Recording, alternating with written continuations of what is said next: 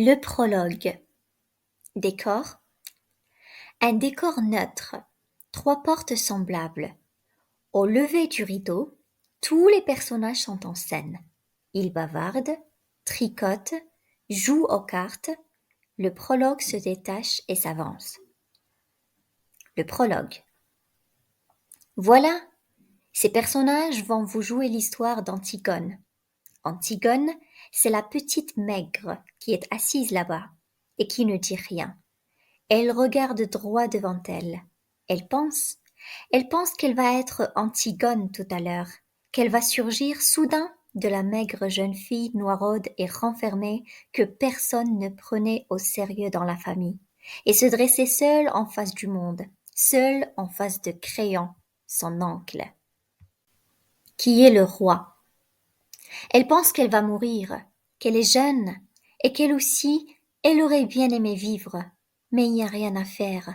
Elle s'appelle Antigone, et il va falloir qu'elle joue son rôle jusqu'au bout. Et, depuis que ce rideau s'est levé, elle sent qu'elle s'éloigne à une vitesse vertigineuse de sa sœur Ismène, qui bavarde et rit avec un jeune homme. De nous tous qui sommes là, bien tranquilles à la regarder, de nous qui n'avons pas à mourir ce soir. Le jeune homme avec qui parle la blonde, la belle, l'heureuse Ismène, c'est Aimant, le fils de Créon. Il est le fiancé d'Antigone. Tout le portait vers Ismène. Son goût de la danse et des jeux, son goût du bonheur et de la réussite, sa sensualité aussi. Car Ismène est bien plus belle qu'Antigone. Et puis un soir de bal, où il n'avait dansé qu'avec Ismène. Un soir où Ismène avait déjà été éblouissante dans sa nouvelle robe. Il a été trouver Antigone qui rêvait dans un coin, comme en ce moment, ses bras entourant ses genoux, et il lui a demandé d'être sa femme. Personne n'a jamais compris pourquoi. Antigone a levé sans étonnement ses yeux gras sur lui et lui a dit « Oui », avec un petit sourire triste. L'orchestre attaquait une nouvelle danse. Ismène riait aux éclats, là-bas, au milieu des autres garçons. Et voilà, maintenant, lui, il allait être le mari d'Antigone. Il ne savait pas qu'il ne devait jamais exister de mari d'Antigone sur cette terre, et que ce titre princier lui donnait seulement le droit de mourir. Cet homme robuste, aux cheveux blancs, qui médite là, près de son page, c'est Créon, c'est le roi. Il a des rides, il est fatigué. Il joue au jeu difficile de conduire les hommes. Avant, du temps d'Œdipe, quand il n'était que le premier personnage de la cour, il aimait la musique, les belles riures, les longues flâneries chez les petits antiquaires de Thèbes. Mais Œdipe et ses fils sont morts. Il a laissé ses livres, ses objets, il a retroussé ses manches, il a pris leur place. Quelquefois, le soir, il est fatigué et il se demande s'il n'est pas vain de conduire les hommes, si cela n'est pas un office sordide qu'on doit laisser à d'autres plus frustes. Et puis au matin, des problèmes précis se posent, qu'il faut résoudre, et il se lève, tranquille comme un ouvrier au seuil de sa journée. La vieille dame qui tricote à côté de la nourrice qui a élevé les 2 petites, c'est Eurydice, la femme de Créon. Elle tricotera pendant toute la tragédie jusqu'à ce que son tour vienne de se lever et de mourir. Elle est bonne, digne, aimante. Il ne lui est d'aucun secours. Créon est seul, seul avec son petit page qui est trop petit et qui ne peut rien non plus pour lui. Ce garçon, pâle, là-bas, au fond qui rêve adossé au mur, solitaire, c'est le messager. C'est lui qui viendra annoncer la mort d'Aimant tout à l'heure. C'est pour cela qu'il n'a pas envie de bavarder ni de se mêler aux autres. Il sait déjà. Enfin, les 3 hommes, rougeaux qui jouent aux cartes, leur chapeau sur la nuque, ce sont les gardes. Ce sont pas de mauvais bougres. Ils ont des femmes, des enfants et des petits ennuis comme tout le monde. Mais ils vous empoigneront les accusés le plus tranquillement du monde tout à l'heure. Ils sentent l'ail, le cuir et le vin rouge, et ils sont dépourvus de toute imagination. Ce sont les auxiliaires toujours innocents et toujours satisfaits d'eux-mêmes, de la justice. Pour le moment, jusqu'à ce qu'un nouveau chef de Thèbes, dûment mandaté, leur ordonne de l'arrêter à son tour.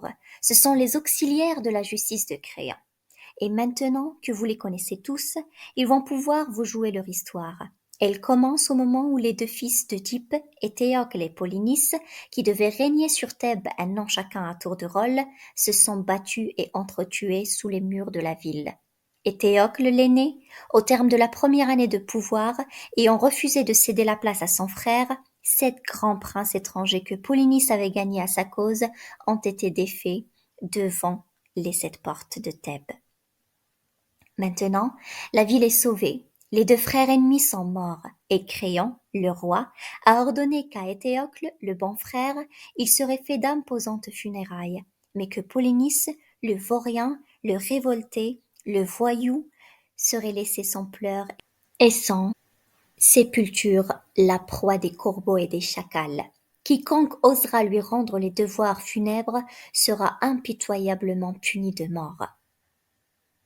Pendant que le prologue parlait, les personnages sont sortis un à un. Le prologue disparaît aussi, l'éclairage s'est modifié sur la scène, c'est maintenant une aube grise et livide dans une maison qui dort.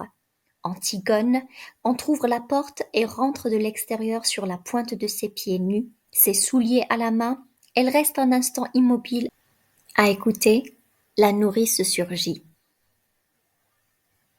La nourrice. D'où viens-tu? Antigone. De me promener, nourrice. C'était beau, tout était gris, maintenant tu ne peux pas savoir. Tout est déjà rose, jaune, vert. C'est devenu une carte postale. Il faut te lever plutôt, nourrice, si tu veux voir un monde sans couleur. Elle va passer. La nourrice. Je me lève quand il fait encore noir. Je vais à ta chambre pour voir si tu ne t'es pas découverte en dormant et je ne te trouve plus dans ton lit. Antigone. Le jardin dormait encore. Je l'ai surpris, nourrice. Je l'ai vu sans qu'il s'en doute. C'est beau, un jardin qui ne pense pas encore aux hommes. La nourrice. Tu es sortie. J'ai été à la porte du fond. Tu l'avais laissé entrebâillée. Antigone. Dans les champs, c'était tout mouillé, et cela attendait, tout attendait. Je faisais un bruit énorme, toute seule sur la route, et j'étais gênée parce que je savais bien que ce n'était pas moi qu'on attendait. Alors j'ai enlevé mes sandales et je me suis glissée dans la campagne sans qu'elle s'en aperçoive. La nourrice. Il va falloir te laver les pieds avant de te remettre au lit. Antigone. Je ne me recoucherai pas ce matin. La nourrice. À 4 heures? Il n'était pas 4 heures. Je me lève pour voir si elle n'était pas découverte. Je trouve son lit, froid, et personne dedans. Antigone. Tu crois que si on se levait comme ça tous les matins, ce serait tous les matins aussi beau, nourrice, d'être la première fille dehors? La nourrice. La nuit, c'était la nuit. Et tu veux me faire croire que tu as été te promener, menteuse. D'où viens-tu? Antigone. Un étrange sourire. C'est vrai, c'était encore la nuit. Il n'y avait que moi dans toute la campagne à penser que c'était le matin. C'est merveilleux, nourrice. J'ai cru au jour, la première aujourd'hui. La nourrice. Fais la folle, fais la folle. Je la connais, la chanson. J'ai été fille avant toi, et pas commode non plus, mais dure tête comme toi, non. D'où viens-tu, mauvaise? Antigone, soudain grave. Non, pas mauvaise. La nourrice. Tu avais un rendez-vous, hein? Dis non, peut-être. Antigone, doucement. Oui, j'avais un rendez-vous. La nourrice. Tu as un amoureux? Antigone, étrangement après un silence.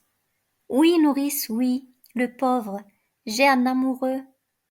La nourrice éclate. Ah, c'est du joli, c'est du propre. Toi, la fille d'un roi, donnez-vous du mal pour les élever. Elles sont toutes les mêmes. Tu n'étais pourtant pas comme les autres, toi, à t'attifer toujours devant la glace, à te mettre du rouge à lèvres, à chercher à ce qu'on te remarque. Combien de fois je me suis dit, mon Dieu, cette petite, elle n'est pas assez coquette, toujours avec la même robe et mal peignée. Les garçons ne verront qu'Ismène avec ses bouclettes et ses rubans, et ils me la laisseront sur les bras. Eh bien, tu vois, tu étais comme ta sœur, et pire encore. Hypocrite, qui est-ce? Un voyou, hein? Peut-être? Un garçon que tu ne peux pas dire à ta famille. Voilà, c'est lui que j'aime, je veux l'épouser. C'est ça, hein? C'est ça? Réponds donc, fanfaronne. Antigone a encore un sourire imperceptible.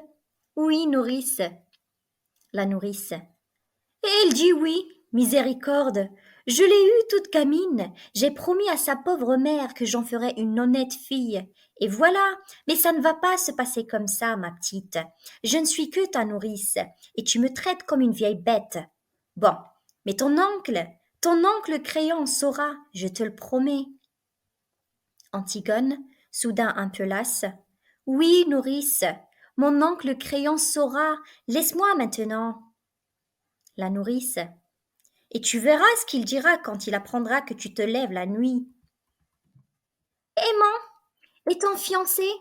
Car elle est fiancée. Et à 4 heures du matin, elle quitte son lit pour aller courir avec un autre. Et ça vous répond qu'on la laissa. Voudrait qu'on ne dise rien. Tu sais ce que je devrais faire? Te battre comme lorsque tu étais petite. Antigone, nounou, tu ne devrais pas trop crier. Tu ne devrais pas trop être méchante ce matin. La nourrice. Pas crier. Je ne dois pas crier par-dessus le marché. Moi qui avais promis à ta mère, qu'est-ce qu'elle me dirait si elle était là? Vieille bête, oui, vieille bête, qui n'a pas su me la garder pure, ma petite. Toujours à crier, à faire le chien de garde, à leur tourner autour avec des lainages pour qu'elles ne prennent pas froid, ou des laits de poule pour les rendre fortes. Mais à 4 heures du matin, tu dors, vieille bête, tu dors, toi qui ne peux pas fermer l'œil et tu les laisses filer. Marmotte, et que tu arrives, le lit est froid. Voilà ce qu'elle me dira ta mère, là-haut, quand j'y monterai. Et moi, j'aurai honte, honte à en mourir. Si je n'étais pas déjà morte, et je ne pourrais que baisser la tête et répondre, Madame Jocaste, c'est vrai. Antigone. Non, nourrice, ne pleure plus. Tu pourras regarder ma mère bien en face quand tu iras la retrouver. Et elle te dira Bonjour, nounou. Merci pour la petite Antigone. Tu as bien pris soin d'elle. Et elle sait pourquoi je suis sortie ce matin. La nourrice Tu n'as pas d'amoureux? Antigone Non, nounou. La nourrice Tu te moques de moi alors? Tu vois, je suis trop vieille. Tu étais ma préférée malgré ton sale caractère. Ta sœur était plus douce, mais je croyais que c'était toi qui m'aimais. Si tu m'aimais, tu m'aurais dit la vérité. Pourquoi ton lit était-il froid quand je suis venue te border? Antigone, ne pleure plus, s'il te plaît, nounou. Elle l'embrasse. Allons, ma vieille bonne pomme rouge. Tu sais quand je te frottais pour que tu brilles. Ma vieille pomme, toute ridée. Ne laisse pas couler tes larmes dans toutes les petites rigoles. Pour des bêtises comme cela. Pour rien. Je suis pure. Je n'ai pas d'autre amoureux qu'aimant. Mon fiancé, je te le jure. Je peux même te jurer, si tu veux, que je n'aurai jamais d'autre amoureux. Garde tes larmes, tu en auras peut-être besoin encore, nounou. Quand tu pleures comme cela, je redeviens petite, et il ne faut pas que je sois petite ce matin. Entre Ismène. Ismène, tu es déjà levée? Je viens de ta chambre. Antigone, oui, je suis déjà levée. La nourrice, toutes les deux alors, toutes les deux vous allez devenir folles et vous lever avant les servantes? Vous croyez que c'est bon d'être debout le matin à jeun? Que c'est convenable pour des princesses? Vous n'êtes seulement pas couverte, vous allez voir que vous allez encore me prendre mal. Antigone, laisse-nous, nourrice. Il ne fait pas froid, je t'assure. C'est déjà l'été. Va nous faire du café. Elle s'est assise, soudain fatiguée. Je voudrais bien un peu de café, s'il te plaît, nounou. Cela me ferait du bien. La nourrice, ma colombe, la tête lui tourne d'être sans rien, et je suis là comme une idiote au lieu de lui donner quelque chose de chaud. Elle sort vite. Ismène, tu es malade? Antigone, ce n'est rien, un peu de fatigue. Elle sourit. C'est parce que je me suis levée tôt. Ismène, moi non plus, je n'ai pas dormi. Antigone, sourit encore. Il faut que tu dormes, tu serais moins belle demain. Ismène, ne te moque pas. Antigone, je ne me moque pas. Cela me rassure ce matin que tu sois belle. Quand j'étais petite, j'étais si malheureuse, tu te souviens? Je te barbouillais de terre, je te mettais des vers dans le cou. Une fois, je t'ai attachée à un arbre et je t'ai coupé tes beaux cheveux. Elle caresse les cheveux d'Ismène. Comme cela doit être facile de ne pas penser de bêtises avec toutes ces belles mèches lisses et bien ordonnées autour de la tête. Ismène, soudain, pourquoi parles-tu d'autre chose? Antigone, doucement, sans cesser de lui caresser les cheveux. Je ne parle pas d'autre chose. Ismène, tu sais, j'ai bien pensé, Antigone. Antigone, oui. Ismène, j'ai bien pensé toute la nuit. Tu es folle. Antigone, oui. Ismène, nous ne pouvons pas. Antigone, après un silence de sa voix. Pourquoi? Ismène, il nous ferait mourir. Antigone, bien sûr, à chacun son rôle. Lui, il doit nous faire mourir, et nous devons aller enterrer notre frère. C'est comme ça que ça a été distribué. Qu'est-ce que tu veux que nous y fassions? Ismène, je ne veux pas mourir. Antigone, doucement, mais aussi j'aurais bien voulu ne pas mourir. Ismène, écoute, j'ai bien réfléchi toute la nuit. Je suis l'aîné, je réfléchis plus que toi. Toi, c'est ce qui te passe par la tête toute la nuit. Et tant pis si c'est une bêtise. Moi, je suis plus pondérée, je réfléchis. Antigone, il y a des fois où il ne faut pas trop réfléchir. Ismène, si, Antigone. D'abord, c'est terrible, bien sûr, et j'ai pitié, moi aussi, de mon frère. Mais je comprends un peu notre oncle. Antigone, moi, je ne veux pas comprendre un peu. Ismène, il est le roi, il faut qu'il donne l'exemple. Antigone, moi, je ne suis pas le roi, il ne faut pas que je donne l'exemple, moi. Ce qui lui passe par la tête, la petite Antigone, la sale bête, l'entêtée, la mauvaise, et puis on la met dans un coin ou dans un trou, et c'est bien fait pour elle. Elle n'avait qu'à ne pas désobéir. Ismène, allez, allez, tes sourcils joints, ton regard droit devant toi, et te voilà lancé sans écouter personne. Écoute-moi, j'ai raison plus souvent que toi. Antigone, je ne veux pas avoir raison. Ismène, essaye de comprendre au moins. Antigone, comprendre? Vous n'avez que ce mot-là dans la bouche, tous, depuis que je suis toute petite.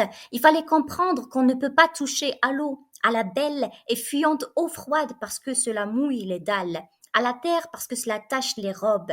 Il fallait comprendre qu'on ne doit pas manger tout à la fois, donner tout ce qu'on a dans ses poches aux mendiants qu'on rencontre, courir dans le vent jusqu'à ce qu'on tombe par terre et boire quand on a chaud, et se baigner quand il est trop tôt ou trop tard, mais pas juste quand on en a envie. Comprendre, toujours comprendre. Moi, je ne veux pas comprendre. Je comprendrai quand je serai vieille. Elle achève doucement. Si je deviens vieille.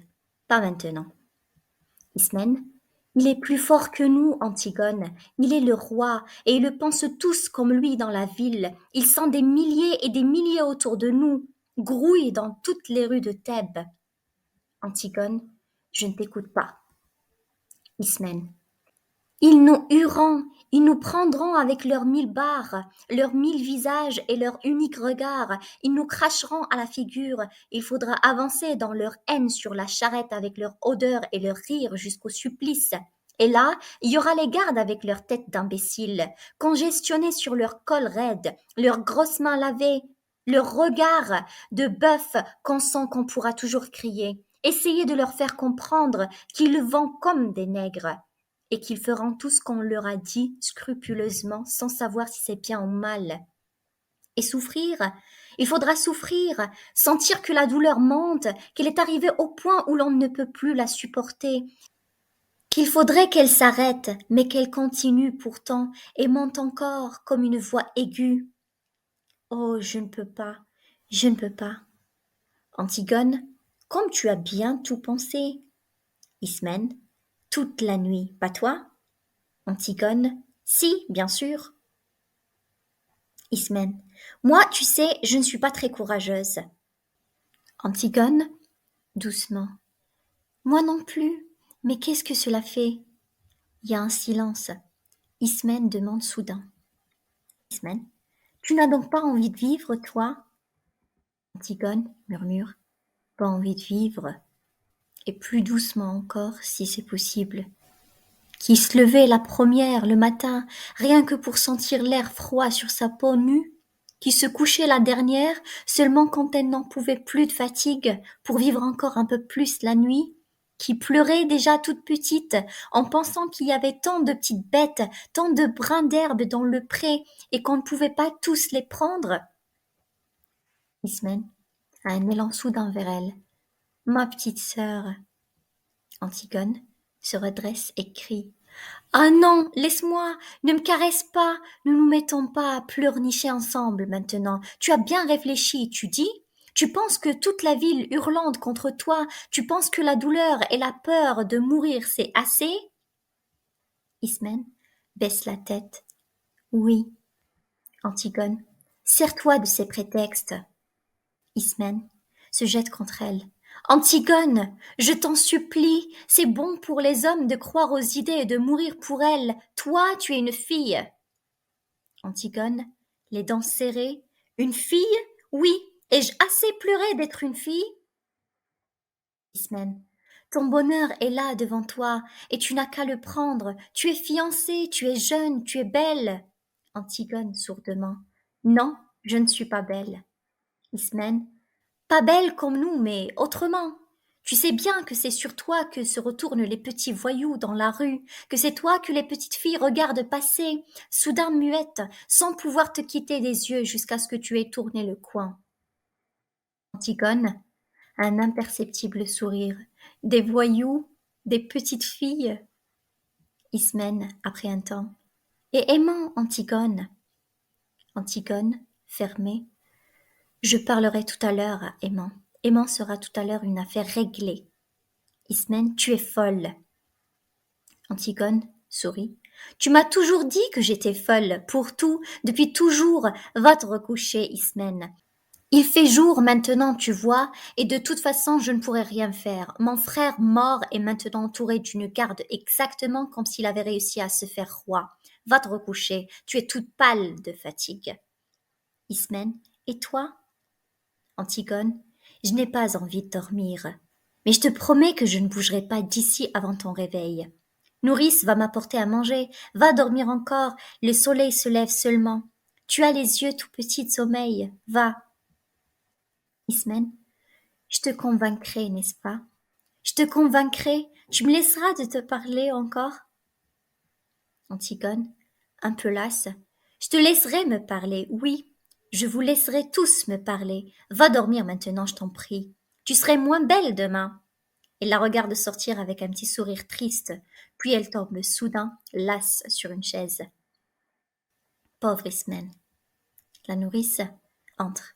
Tiens, te voilà, un bon café et des tartines. Mon pigeon mange. Antigone. Je n'ai pas très faim, nourrice. La nourrice. Je te les ai grillés moi-même et beurrés comme tu les aimes. Antigone. Tu es gentil, nounou. Je vais seulement boire un peu. La nourrice. Où as-tu mal? Antigone. Nulle part, nounou. Mais fais-moi tout de même bien chaud comme lorsque j'étais malade, nounou.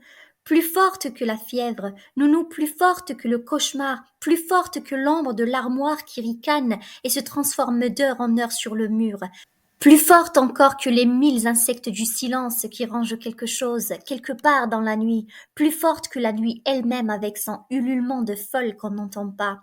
Nounou, plus forte que la mort. Donne-moi ta main comme lorsque tu restais à côté de mon lit. La nourrice. Qu'est-ce que tu as, ma petite colombe? Antigone. Rien, nounou. Je suis seulement encore un peu petite pour tout cela. Mais il n'y a que toi qui dois le savoir. La nourrice. Trop petite. Pourquoi, ma mésange? Antigone. Pour rien, nounou. Et puis tu es là. Je tiens ta bonne main rugueuse qui sauve de tout. Toujours, je le sais bien. Peut-être qu'elle va me sauver encore. Tu es si puissante, nounou. La nourrice. Qu'est-ce que tu veux que je fasse, ma tourterelle? Antigone. Rien, nounou. Seulement ta main comme cela sur ma joue. Elle reste un moment les yeux fermés. Voilà, je n'ai plus peur, ni du méchant ogre, ni du marchand de sable, ni du Taou-Taou qui passe et emmène les enfants. Un silence encore, elle continue d'un autre temps. Nounou, tu sais, douce, ma chienne. La nourrice. Oui, Antigone. Tu vas me promettre que tu ne la rendras plus jamais. La nourrice. Une bête qui salit tout avec ses pattes, ça ne devrait pas entrer dans les maisons. Antigone. Même si elle salait tout, promets-moi, nourrice. La nourrice. Alors il faudra que je la laisse tout abîmer sans rien dire. Antigone. Oui, nounou. La nourrice. Ah, ce serait un peu fort. Antigone. S'il te plaît, nounou. Tu l'aimes bien, douce, avec sa bonne grosse tête. Et puis au fond, tu aimes bien frotter aussi. Tu serais très malheureuse si tout restait propre toujours. Alors je te le demande, ne la gronde pas. La nourrice. Et si elle pisse sur mes tapis? Antigone. Promets que tu ne la gronderas tout de même pas. Je t'en prie, dis, je t'en prie, nounou. La nourrice. Tu profites de ce que tu câlines, c'est bon, on essuiera sans rien dire, tu me fais tourner en bourrique. Antigone. Et puis promets-moi aussi que tu lui parleras souvent. La nourrice hausse les épaules. A-t-on vu ça? Parler aux bêtes? Antigone. Et justement pas comme à une bête, comme à une vraie personne, comme tu m'entends faire. La nourrice. Ah, ça non. À mon âge, faire l'idiote, mais pourquoi veux-tu que toute la maison lui parle comme toi à cette bête? Antigone, doucement. Si, moi, pour une raison ou pour une autre, je ne pouvais plus lui parler. La nourrice, qui ne comprend pas, plus lui parler, plus lui parler, pourquoi? Antigone détourne un peu la tête et puis elle ajoute la voix dure. Si elle était trop triste, si elle avait trop l'air d'attendre tout de même, le nez sous la porte comme lorsque je suis sortie, il vaudrait peut-être mieux la faire tuer, nounou, sans qu'elle ait mal. La nourrice. La faire tuer, ma mignonne, faire tuer ta chienne, mais tu es folle ce matin. Antigone. Non, nounou. Aimant paraît. Voilà, aimant, laisse-nous, nourrice. Et n'oublie pas ce que tu m'as juré. La nourrice sort. Antigone. Cours à aimant. Pardon, aimant, pour notre dispute d'hier soir et pour tout. C'est moi qui avais tort, je te prie de me pardonner. Aimant. Tu sais bien que je t'avais pardonné. À peine avais-tu claqué la porte. Ton parfum était encore là, et je t'avais déjà pardonné. Il la tient dans ses bras, il sourit, il la regarde. À qui l'avais-tu volé ce parfum? Antigone. À Ismène. Aimant. Et le rouge à lèvres, la poudre, la belle robe? Antigone. Aussi. Aimant. En quel honneur t'étais-tu faite si belle? Antigone. Je te le dirai. Et elle se serre contre lui un peu plus fort. Oh mon chéri, comme j'étais très bête. Tout un soir gaspillé, un beau soir. Aimant, nous aurons d'autres soirs, Antigone. Antigone, peut-être pas. Aimant, et d'autres disputes aussi, c'est plein de disputes. Un bonheur. Antigone, un bonheur, oui. Écoute, aimant. Aimant, oui. Antigone, ne ris pas ce matin, sois grave. Aimant, je suis grave. Antigone, et serre-moi plus fort que tu m'as jamais serré, que toute ta force s'imprime dans moi. Aimant, là, de toute ma force. Antigone, dans un souffle, c'est bon. Il reste un instant sans rien dire, puis elle commence doucement. Écoute, aimant. Aimant, oui. Antigone, je voulais te dire ce matin, le petit garçon que nous aurions eu tous les deux. Aimant, oui. Antigone, tu sais, je l'aurais bien défendu contre tout. Aimant. Oui, Antigone. Antigone. Oh, je l'aurais serré si fort qu'il n'aurait jamais eu peur, je te le jure. Ni du soir qui vient, ni de l'angoisse du plein soleil immobile, ni des ombres. Notre petit garçon. Aimant, il aurait eu une maman toute petite et mal peignée. mais plus sûre que toutes les vraies mères du monde avec leur vraie poitrine et leur grand tablier. Tu le crois, n'est-ce pas, aimant? Oui, mon amour, Antigone. Et tu crois aussi, n'est-ce pas, que toi, tu aurais eu une vraie femme? Aimant, la tiens, j'ai une vraie femme. Antigone crie soudain, blottie contre lui. Oh, tu m'aimais, aimant, tu m'aimais, tu en es bien sûr, ce soir-là? Aimant la berce doucement. Quel soir? Antigone, tu es bien sûre qu'à ce bal où tu es venue me chercher dans mon coin, tu ne t'es pas trompée de jeune fille? Tu es sûre que tu n'as jamais regretté depuis, jamais pensé, même tout au fond de toi, même une fois que tu aurais plutôt dû demander Ismène? Aimant, idiote. Antigone, tu m'aimes, n'est-ce pas? Tu m'aimes comme une femme. Tes bras qui me serrent me mentent pas. Tes grandes mains posées sur mon dos ne mentent pas. Ni ton odeur, ni ce bon chaud, ni cette grande confiance qui m'inonde quand j'ai la tête au creux de ton cou. Aimant, oui, Antigone, je t'aime comme une femme. Antigone, je suis noire et maigre. Ismène est rose et dorée comme un fruit. Aimant murmure, Antigone. Antigone, oh, je suis toute rouge de honte, mais il faut que je sache ce matin. Dis la vérité, je t'en prie. Quand tu penses que je serai à toi, est-ce que tu sens au milieu de toi comme un grand trou qui se creuse, comme quelque chose qui meurt? Aimant, oui, Antigone. Antigone, dans un souffle après un temps. Moi, je sens comme cela, et je voulais te dire que j'aurais été très fière d'être ta femme, ta vraie femme, sur qui tu aurais posé ta main le soir, en t'asseyant sans penser comme sur une chose bien à toi. Elle s'est détachée de lui, elle a pris un autre ton. Voilà maintenant, je vais te dire encore 2 choses. Et quand je les aurai dites, il faudra que tu sortes sans me questionner. Même si elles te paraissent extraordinaires, même si elles te font de la peine, jure-le-moi. Aimant, qu'est-ce que tu vas me dire encore? Antigone, jure-moi d'abord que tu sortiras sans rien me dire, sans même me regarder. Si tu m'aimes, jure-le-moi.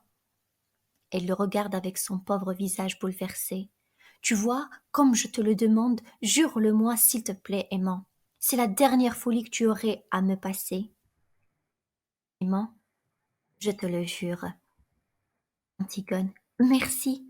Alors voilà. Hier, d'abord tu me demandais tout à l'heure pourquoi j'étais venue avec une robe d'Ismène, ce parfum et ce rouge à lèvres. J'étais bête. Je n'étais pas très sûre que tu me désires vraiment, et j'avais fait tout cela pour être un peu plus comme les autres filles, pour te donner envie de moi. Aimant, c'était pour cela? Antigone, oui, et tu as ri, et nous nous sommes disputés, et mon mauvais caractère a été le plus fort. Je me suis sauvée. Elle ajoute plus bas. Mais j'étais venue chez toi pour que tu me prennes hier soir, pour que je sois ta femme avant. Il recule, il va parler, elle crie. Tu m'as juré de ne pas me demander pourquoi. Tu m'as juré, aimant. Elle dit plus bas humblement. Je t'en supplie. Et elle ajoute, se détournant, dure. D'ailleurs, je vais te dire, je voulais être ta femme quand même parce que je t'aime comme cela, moi, très fort, et que je vais te faire de la peine. Oh mon chéri, pardon, que jamais, jamais je ne pourrai t'épouser. Il est resté muet de stupeur. Elle court à la fenêtre, elle crie. Aimant, tu me l'as juré, sors, sors tout de suite sans rien dire. Si tu parles, si tu fais un seul pas vers moi, je me jette par cette fenêtre, je te le jure, aimant. Je te le jure sur la tête du petit garçon que nous avons eu tous les deux en rêve, du seul petit garçon que j'aurai jamais. Pars maintenant, pars vite.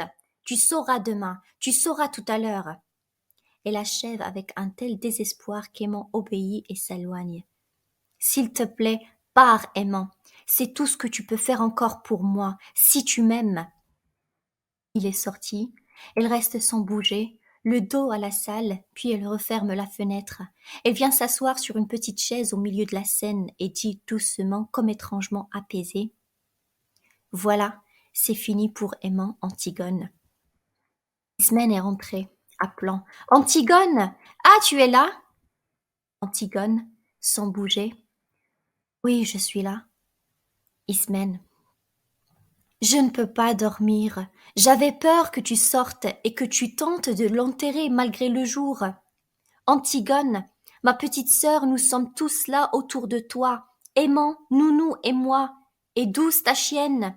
Nous t'aimons et nous sommes vivants. Nous, nous avons besoin de toi.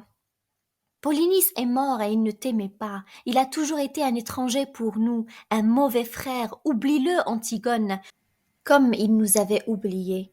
Laisse son ombre dure errer éternellement sans sépulture, puisque c'est la loi de Créon. Ne tente pas ce qui est au-dessus de tes forces. Tu braves tout toujours, mais tu es toute petite. Antigone, reste avec nous. Ne va pas là-bas cette nuit, je t'en supplie. Antigone s'est levée, un étrange petit sourire sur les lèvres. Elle va vers la porte et du seuil. Doucement, elle dit: C'est trop tard. Ce matin, quand tu m'as rencontrée, j'en venais. Elle est sortie. Ismène la suit avec un cri. Ismène, Antigone! Dès qu'Ismène est sortie, Créon entre par une autre porte avec son page. Créon. Un garde, dis-tu? Un de ceux qui gardent le cadavre? Fais-le entrer. Le garde entre. C'est une brute. Pour le moment, il est vert de peur. Le garde se présente au garde à vous. Garde Jonas de la 2e compagnie. Créon. Qu'est-ce que tu veux? Le garde. Voilà, chef, on a tiré au sort pour savoir celui qui viendrait et le sort est tombé sur moi. Alors, voilà, chef, je suis venu parce qu'on a pensé qu'il valait mieux qu'il n'y en ait qu'un qui explique. Et puis parce qu'on ne pouvait pas abandonner le poste tous les trois. Qu'on est les trois du piquet de garde, chef autour du cadavre. Créon. Qu'as-tu à me dire? Le garde. On est trois, chef. Je ne suis pas tout seul. Les autres, c'est Durand et le garde de première classe, Boudouce. Créon. Pourquoi n'est-ce pas la première classe qui est venue? Le garde. Est-ce pas, chef? Je l'ai dit tout de suite, moi. C'est la première classe qui doit y aller. Quand il n'y a pas de garde, c'est la première classe qui est responsable. Mais les autres, ils ont dit non et ils ont voulu tirer au sort. Faut-il que j'aille chercher la première classe, chef? Créon. Non, parle-toi puisque tu es là. Le garde. J'ai 17 ans de service. Je suis engagé volontaire. La médaille, 2 citations. Je suis bien noté, chef. Moi, je suis service. Je ne connais que ce qui est commandé. Mes supérieurs, ils disent toujours: avec Jonas, on est tranquille. Créon. C'est bon, parle. De quoi as-tu peur? Le garde. Régulièrement, ça aurait dû être la première classe, mais je suis proposé première classe, mais je ne suis pas encore promu. Je devais être promu en juin.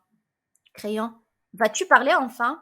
S'il est arrivé quelque chose, vous êtes tous les trois responsables. Ne cherche plus qui devrait être là. Le garde. Eh bien, voilà, chef. Le cadavre. On a veillé pourtant. On avait la relève de 2 heures, la plus dure. Vous savez ce que c'est au moment où la nuit va finir? Ce plan entre les yeux, la nuque qui tire, et puis toutes ces ombres qui bougent et le brouillard du petit matin qui se lève.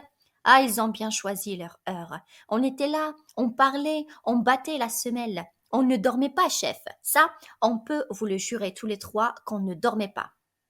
D'ailleurs, avec le froid qu'il faisait, tout d'un coup, moi, je regarde le cadavre, on était à 2 pas, mais moi, je le regardais de temps en temps et tout de même, je suis comme ça, moi, chef. Je suis méticuleux. C'est pour ça que mes supérieurs, ils disent: avec Jonas, un geste de crayon l'arrête. Il crie soudain: c'est moi qui l'ai vu le premier, chef. Les autres vous le diront, c'est moi qui ai donné le premier l'alarme. Crayon. L'alarme? Pourquoi? Le garde. Le cadavre, chef. Quelqu'un l'avait recouvert. Oh, pas grand-chose. Il n'avait pas eu le temps avec nous à côté. Seulement un peu de terre, mais assez tout de même pour le cacher aux vautours. Crayon. Va à lui. Tu es sûr que ce n'est pas une bête en grattant? Le garde. Non, chef. On a d'abord espéré ça. Nous aussi. Mais la terre était jetée sur lui. Selon les rites, c'est quelqu'un qui savait ce qu'il faisait. Crayon. Qui a osé? Qui a été assez fou pour braver ma loi? As-tu relevé des traces? Le garde. Rien, chef. Chef, rien qu'un pas plus léger qu'un passage d'oiseau. Après, en cherchant mieux, le garde Durand a trouvé plus loin une pelle, une petite pelle d'enfant toute vieille. On a pensé que ça ne pouvait pas être un enfant qui avait fait le coup. La première classe la gardait tout de même pour l'enquête. Créant rêve un peu. Un enfant. L'opposition brisée qui sourd et mine déjà partout. Les amis de Polynice avec leur or bloqué dans Thèbes, les chefs de la plèbe puant l'ail, soudainement alliés au prince, et les prêtres essayant de prêcher quelque chose au milieu de tout cela. Un enfant. Ils ont dû penser que ce serait plus touchant, je le vois d'ici, leur enfant, avec sa gueule de tueur appointé et la petite pelle soigneusement enveloppée dans du papier sous sa veste, à moins qu'il n'ait dressé un vrai enfant, avec des phrases. Une innocence inestimable pour le parti, un vrai petit garçon pâle qui crachera devant mes fusils, un précieux sang bien frais sur mes mains, double aubaine. Il va à l'homme. Mais ils ont des complices, et dans ma garde, peut-être. Écoute bien, toi. Le garde. Chef, on a fait tout ce qu'on devait faire. Durand s'est assis une demi-heure parce qu'il avait mal aux pieds. Mais moi, chef, je suis resté tout le temps debout. La première classe vous le dira. Léon, à qui avez-vous déjà parlé de cette affaire? Le garde. À personne, chef. On a tout de suite tiré au sort et je suis venu. Créant. Écoute bien. Votre garde est doublée. Renvoyez la relève. Voilà l'ordre. Je ne veux que vous près du cadavre. Et pas un mot. Vous êtes tous coupables d'une négligence. Vous serez punis de toute façon, mais si tu parles, si le bruit court dans la ville qu'on a recouvert le cadavre de Polynice, vous mourrez tous les trois. Le garde gueule. On n'a pas parlé, chef, je vous le jure, mais moi j'étais ici, et peut-être que les autres, ils l'ont déjà dit à la relève. Il sue à grosses gouttes, il bafouille. Chef, j'ai 2 enfants. Il y en a un qui est tout petit. Vous témoignerez pour moi que j'étais ici, chef, devant le conseil de guerre. J'étais ici, moi, avec vous. J'ai un témoin. Si on a parlé, ce sera les autres. Ce ne sera pas moi. J'ai un témoin, moi. Voyons, va vite. Si personne ne sait, tu vivras. Le garde sort en courant. Créant reste un instant muet. Soudain, il murmure. Créant, un enfant. Il a pris le petit page par l'épaule. Viens, petit. Il faut que nous allions raconter tout cela maintenant. Et puis, la jolie besogne commencera. Tu mourrais, toi, pour moi? Tu crois que tu irais avec ta petite pelle? Le petit le regarde. Il sort avec lui caressant la tête. Oui, bien sûr, tu irais tout de suite, toi aussi. On l'entend soupirer encore en sortant. Un enfant. Il s'en sortit, le cœur entre. Le cœur. Et voilà, maintenant, le ressort est bandé. Cela n'a plus qu'à se dérouler tout seul. C'est cela qui est commode dans la tragédie. On donne le petit coup de pouce pour que cela démarre. Rien. Un regard pendant une seconde à une fille qui passe, élève les bras dans la rue, une envie d'honneur un beau matin, au réveil, comme de quelque chose qui se mange, une question de trop que l'on se pose un soir. C'est tout. Après, on n'a plus qu'à laisser faire. On est tranquille, cela roule tout seul. C'est minutieux, bien huilé depuis toujours. La mort, la trahison, le désespoir sont là, tout près. Et les éclats, et les orages, et les silences, tous les silences. Le silence quand le bras du bourreau se lève à la fin. Le silence au commencement quand les deux amants sont nus l'un en face de l'autre pour la première fois, sans oser bouger tout de suite. Dans la chambre sombre, le silence quand les cris de la foule éclatent autour du vainqueur et on dirait un film dont le son est enrayé. Toutes ces bouches ouvertes dont il ne sort rien, toute cette clameur qui n'est qu'une image, et le vainqueur déjà vaincu, seul au milieu de son silence. C'est propre, la tragédie. C'est reposant, c'est sûr. Dans le drame, avec ses traîtres, avec ses méchants acharnés, cette innocence persécutée, ces vengeurs, ces terre-neuves, ces lueurs d'espoir, cela devient épouvantable de mourir, comme un accident. On aurait peut-être pu se sauver. Le bon jeune homme aurait peut-être pu arriver à temps avant les gendarmes. Dans la tragédie, on est tranquille. D'abord, on est entre soi.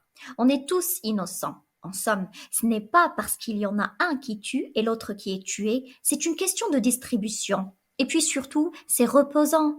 La tragédie, parce qu'on sait qu'il n'y a plus d'espoir, le sale espoir qu'on est pris, qu'on est enfin pris comme un rat, avec tout le ciel sur son dos, et qu'on n'a plus qu'à crier. Pas à gémir, non. Pas à se plaindre, à gueuler à pleine voix ce qu'on avait à dire, qu'on n'avait jamais dit et qu'on ne savait peut-être même pas encore. Et pour rien, pour se le dire à soi, pour l'apprendre, soit. Dans le drame, on se débat parce qu'on espère en sortir. C'est ignoble, c'est utilitaire. Là, c'est gratuit. C'est pour les rois. Il n'y a plus rien à tenter. Enfin, Antigone est entrée, poussée par les gardes. Le cœur. Alors, voilà, cela commence. La petite Antigone est prise. La petite Antigone va pouvoir être elle-même pour la première fois. Le cœur disparaît, tandis que les gardes poussent Antigone en scène. Le garde, qui a repris tout son aplomb. Allez, allez, pas d'histoire. Vous vous expliquerez devant le chef. Moi, je ne connais que la consigne. Ce que vous aviez à faire là, je ne veux pas le savoir. Tout le monde a des excuses. Tout le monde a quelque chose à objecter. S'il fallait écouter les gens, s'il fallait essayer de comprendre, on serait propre. Allez, allez, tenez-la, vous autres, et pas d'histoire. Moi, ce qu'elle a à dire, je ne veux pas le savoir. Antigone, dis-leur de me lâcher avec leurs sales mains, ils me font mal. Le garde, leurs sales mains, vous pourriez être polie, mademoiselle, moi je suis polie. Antigone, dis-leur de me lâcher, je suis la fille d'Œdipe, je suis Antigone, je ne me sauverai pas. Le garde, la fille d'Œdipe, oui. Les putains qu'on ramasse à la garde de nuit, elles disent aussi de se méfier, qu'elles sont la bonne amie du préfet de police. Il rigole. Antigone, je veux bien mourir, mais pas qu'il me touche. Le garde. Et les cadavres? Dis. Et la terre, ça ne te fait pas peur à toucher? Tu dis? Leurs sales mains? Regarde un peu les tiennes. Antigone regarde ses mains tenues par les menottes avec un petit sourire. Elles sont pleines de terre. Le garde. On te l'avait prise, t'appelle? Il a fallu que tu refasses ça avec des ongles. La deuxième fois, hein? C'est audace. Je tourne le dos une seconde. Je te demande une chic. Et allez, le temps de me le caler dans la joue, le temps de dire merci. Elle était là, à gratter comme une petite hyène. Et en plein jour. Et c'est qu'elle se débattait, cette garce. Quand j'ai voulu la prendre, c'est qu'elle voulait me sauter aux yeux. Elle criait qu'il fallait qu'elle finisse. C'est une folle, oui. Le deuxième garde. J'en ai arrêté une autre, de folle, l'autre jour. Elle montrait son cul aux gens. Regarde. Dis, Boudouce, qu'est-ce qu'on va se payer comme gueuletant tous les trois pour fêter ça? Le deuxième garde. Chez la tordue, il est bon son rouge. Le troisième garde. On a quartier libre dimanche si on emmenait les femmes. Le garde. Non, entre nous qu'on rigole. Avec les femmes, il y a toujours des histoires, et puis les moutards qui veulent pisser. Dis, Boudouce, tout à l'heure, on ne croyait pas qu'on aurait envie de rigoler comme ça, nous autres? Le deuxième garde. Ils vont peut-être nous donner une récompense. Le garde. Ça se peut, si c'est important. Le deuxième garde. Flanchard de la troisième, quand il a mis la main sur l'incendiaire, le mois dernier, il a eu le mois double. Le troisième garde. Ah, dis donc, si on a le mois double, je propose, au lieu d'aller chez la tordue, on va au palais arabe. Le garde. Pour boire? T'es pas fou? Ils te vendent la bouteille le double au palais pour monter. D'accord, écoutez-moi. Je vais vous dire, on va d'abord chez la tordue, on se les cale comme il faut, et après on va au palais. Dis, Boudouce, tu te rappelles la grosse du palais? Le deuxième garde. Ah, est-ce que t'étais saoul, toi, ce jour-là? Le troisième garde. Mais nos femmes, si on a le mois double, elles le sauront. Si ça se trouve, on sera peut-être publiquement félicité. Le garde. Alors on verra. La rigolade, c'est autre chose. Si on a une cérémonie dans la cour de la caserne, comme pour les décorations, les femmes viendront aussi, et les gosses, et alors on ira tous chez la tordue. Le deuxième garde. Oui, mais il faudra lui commander le menu d'avance. Antigone demande d'une petite voix. Je voudrais m'asseoir un peu, s'il vous plaît. Le garde, après un temps de réflexion. C'est bon qu'elle s'asseye, mais ne la lâchez pas, vous autres. Crayon entre, le garde gueule aussitôt. Le garde. Garde à vous. Crayon s'est arrêté surpris. Lâchez cette jeune fille. Qu'est-ce que c'est? Le garde. C'est le piquet de garde, chef. On est venu avec les camarades. Crayon. Qui garde le corps? Le garde. On a appelé la relève, chef. Crayon. Je t'avais dit de la renvoyer. Je t'avais dit de ne rien dire. Le garde. On n'a rien dit, chef. Mais comme on a arrêté celle-là, on a pensé qu'il fallait qu'on vienne. Et cette fois, on n'a pas tiré au sort. On a préféré venir tous les trois. Crayon. Imbécile. À Antigone. Où t'ont-ils arrêté? Le garde. Près du cadavre, chef. Crayon. Qu'allais-tu faire près du cadavre de ton frère? Tu savais que j'avais interdit de l'approcher. Le garde. Ce qu'elle faisait, chef, c'est pour ça qu'on vous l'amène. Elle grattait la terre avec ses mains, elle était en train de le recouvrir, encore une fois. Crayon. Sais-tu bien ce que tu es en train de dire, toi? Le garde. Chef, vous pouvez demander aux autres. On avait dégagé le corps à mon retour, mais avec le soleil qui chauffait comme il commençait à sentir, on s'est mis sur une petite hauteur, pas loin, pour être dans le vent. On se disait qu'en plein jour, on ne risquait rien. Pourtant, on avait décidé pour être plus sûr qu'il y en aurait toujours un de nous trois qui le regarderait. Mais à midi, en plein soleil, et puis avec l'odeur qui montait depuis que le vent était tombé, c'était comme un coup de massue. J'avais beau écarquiller les yeux. Ça tremblait comme de la gélatine. Je voyais plus. Je vais au camarade lui demander une chic pour passer ça. Le temps que je me la cale à la joue, chef, le temps que je lui dise merci, je me retourne, elle était là à gratter avec ses mains. En plein jour, elle devait bien penser qu'on ne pouvait pas ne pas la voir. Et quand elle a vu que je lui courais dessus, vous croyez qu'elle s'est arrêtée, qu'elle a essayé de se sauver, peut-être? Non, elle a continué de toutes ses forces aussi vite qu'elle pouvait, comme si elle ne me voyait pas arriver.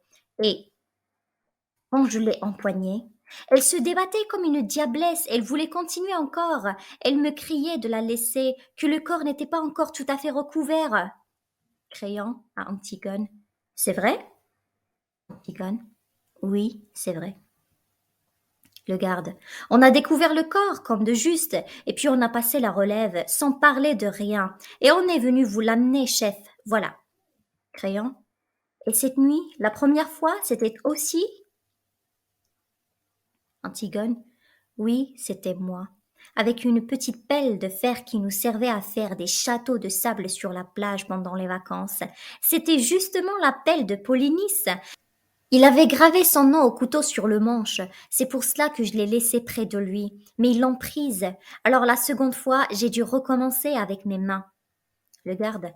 On aurait dit une petite bête qui grattait, même qu'au premier coup, avec l'air chaud qui tremblait, le camarade dit. Mais non, c'est une bête. Penses-tu, je lui dis, c'est trop fin pour une bête, c'est une fille. Crayon. C'est bien. On vous demandera peut-être un rapport tout à l'heure. Pour le moment, laissez-moi seul avec elle. Conduis ces hommes à côté, petit, et qu'ils restent au secret jusqu'à ce que je revienne les voir. Le garde. Faut-il lui remettre les menottes, chef? Crayon. Non.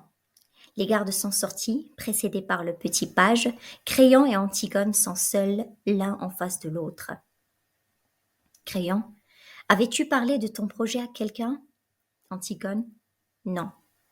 Crayon. As-tu rencontré quelqu'un sur ta route? Antigone. Non, personne. Crayon. Tu es bien sûr? Antigone. Oui. Crayon. Alors écoute, tu vas rentrer chez toi, te coucher, dire que tu es malade, que tu n'es pas sorti depuis hier. Ta nourrice dira comme toi. Je ferai disparaître ces trois hommes. Antigone. Pourquoi? Puisque vous savez bien que je recommencerai. Un silence. Ils se regardent. Crayon. Pourquoi as-tu tenté d'enterrer ton frère? Antigone. Je le devais. Crayon. Je l'avais interdit. Antigone, doucement. Je le devais tout de même. Ceux qu'on n'enterre pas errent éternellement sans jamais trouver de repos. Si mon frère vivant était rentré harassé d'une longue chasse, je lui aurais enlevé ses chaussures, je lui aurais fait à manger, je lui aurais préparé son lit. Polynice aujourd'hui a achevé sa chasse. Il rentre à la maison où mon père et ma mère et Théocle aussi l'attendent. Il a droit au repos. Crayon. C'était un révolté et un traître. Tu le savais. Antigone. C'était mon frère. Crayon. Tu avais entendu proclamer Lady au carrefour. Tu avais lu l'affiche sur tous les murs de la ville. Antigone. Oui. Créon. Tu savais le sort qui était promis à celui, quel qu'il soit, qui oserait lui rendre les honneurs funèbres. Antigone. Oui, je le savais. Créon. Tu as peut-être cru que d'être la fille d'Œdipe, la fille de l'orgueil d'Œdipe, c'était assez pour être au-dessus de la loi. Antigone. Non, je n'ai pas cru cela. Créon. La loi est d'abord faite pour toi, Antigone. La loi est d'abord faite pour les filles des rois. Antigone. Si j'avais été une servante en train de faire sa vaisselle, quand j'ai entendu dire Lady, j'aurais essuyé l'eau grasse de mes bras et je serais sortie avec mon tablier pour aller enterrer mon frère. Créon. Ce n'est pas vrai. Si tu avais été une servante, tu n'aurais pas douté que tu allais mourir, et tu serais resté à pleurer ton frère chez toi. Seulement tu as pensé que tu étais de race royale, ma nièce est la fiancée de mon fils, et que, quoi qu'il arrive, je n'oserais pas te faire mourir. Antigone, vous vous trompez. J'étais certaine que vous me feriez mourir au contraire. Créon la regarde et murmure soudain.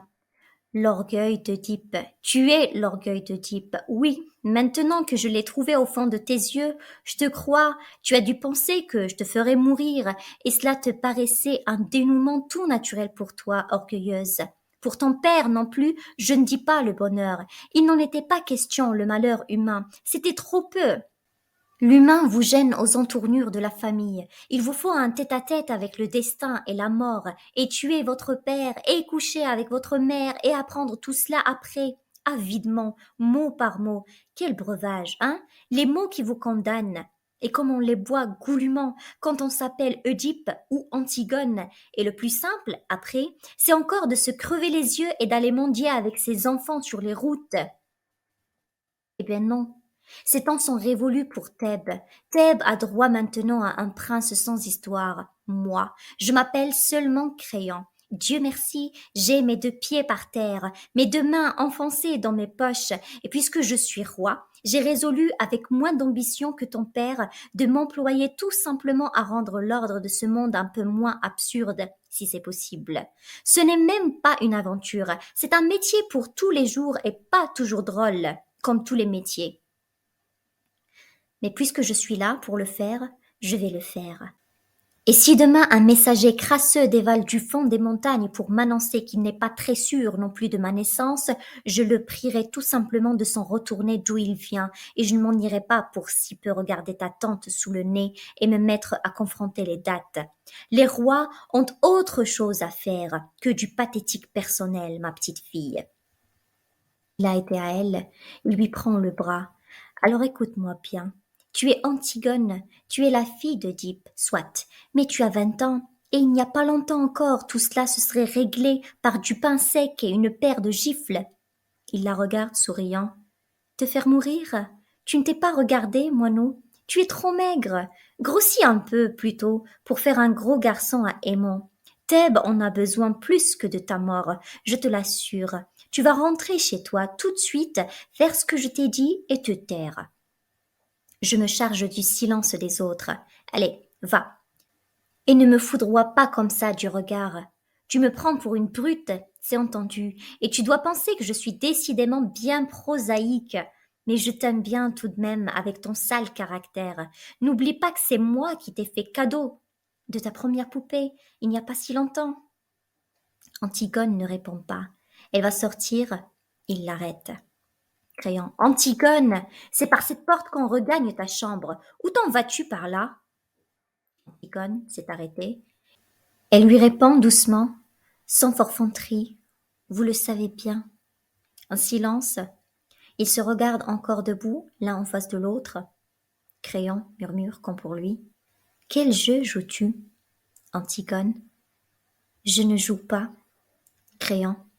Tu ne comprends donc pas que si quelqu'un d'autre que ces 3 brutes sait tout à l'heure ce que tu as tenté de faire, je serai obligée de te faire mourir. Si tu te tais demain, maintenant, si tu renonces à cette folie, j'ai une chance de te sauver.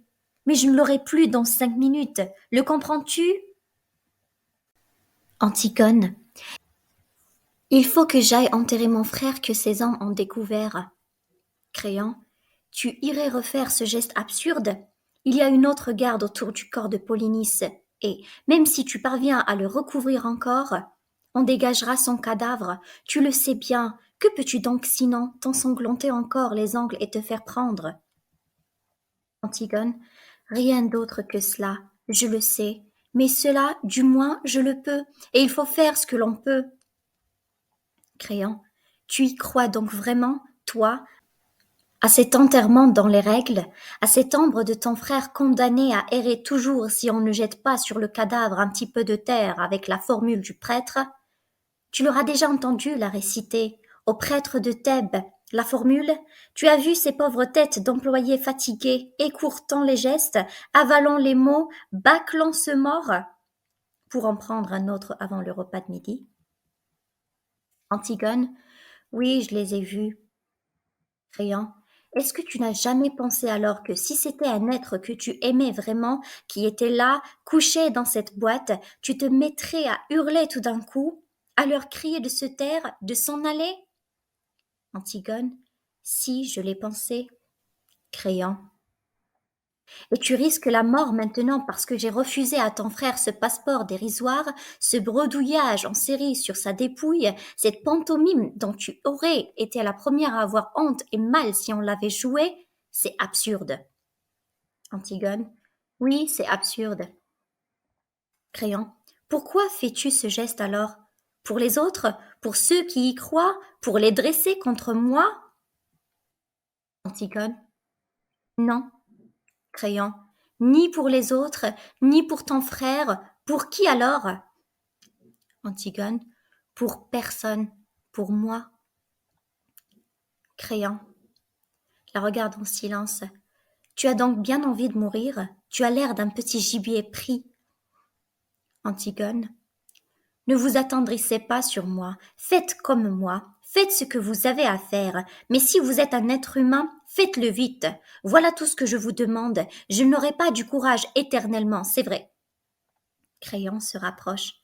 Je veux te sauver, Antigone. Antigone, vous êtes le roi, vous pouvez tout, mais cela, vous ne le pouvez pas. Créon, tu crois? Antigone, ni me sauver, ni me contraindre. Créon, orgueilleuse petite Dipe. Antigone, vous pouvez seulement me faire mourir. Créon, et si je te fais torturer? Antigone, pourquoi? Pour que je pleure? Pour que je demande grâce?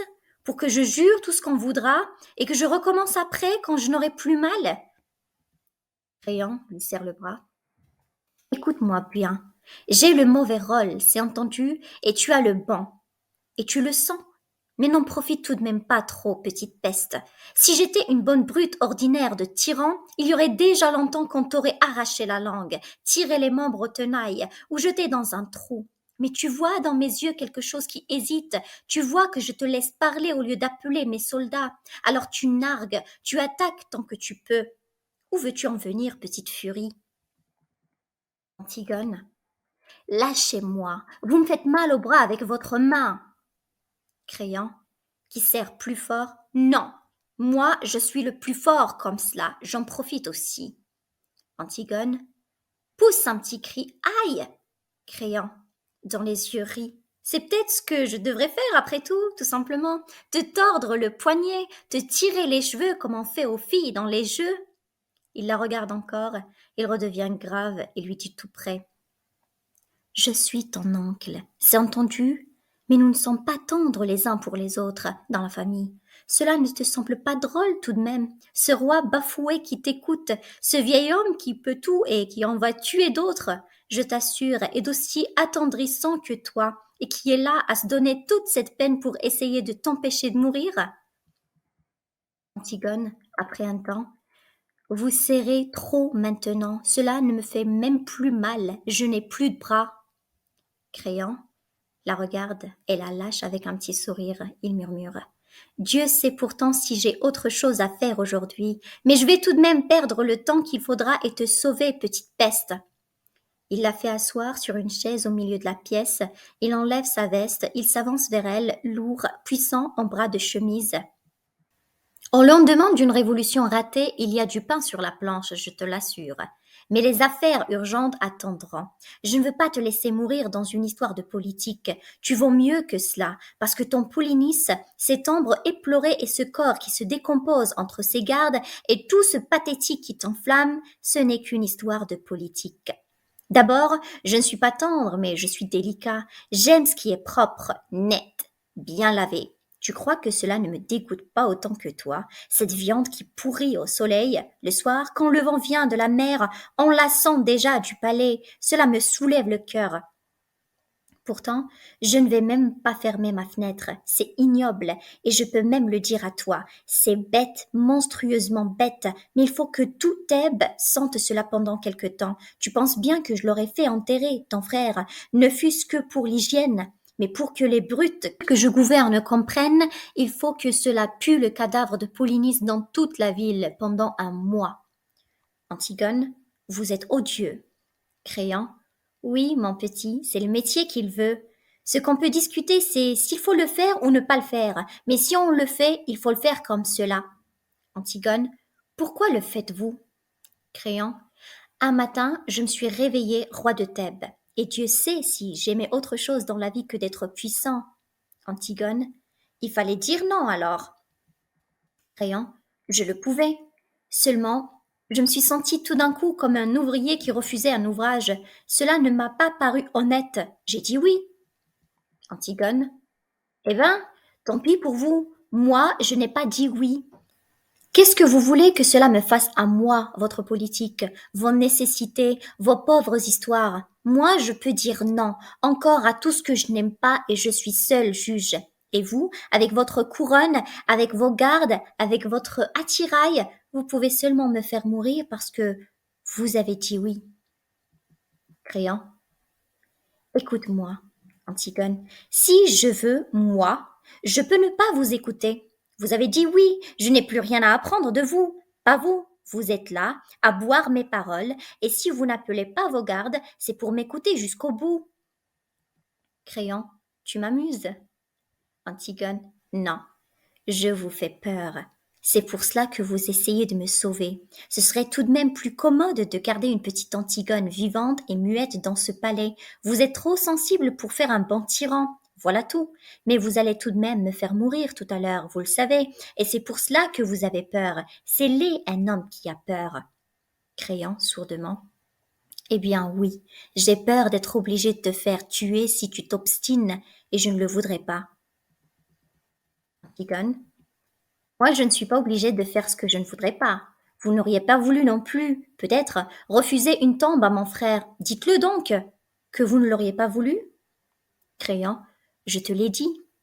Antigone, et vous l'avez fait tout de même. Et maintenant, vous allez me faire tuer sans le vouloir. Et c'est cela, être roi.